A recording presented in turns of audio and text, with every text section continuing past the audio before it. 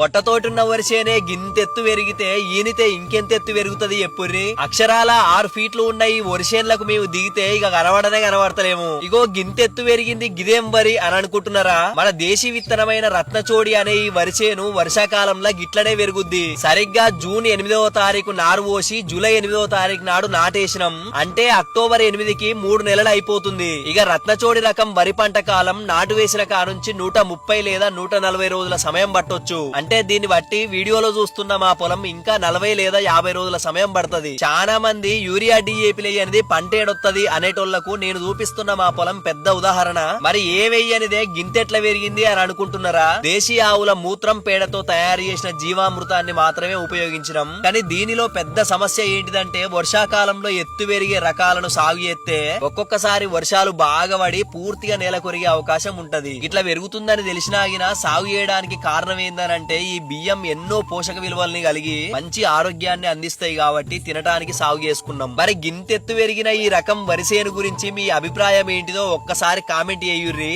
ఇక అందరికీ ధన్యవాదాలు.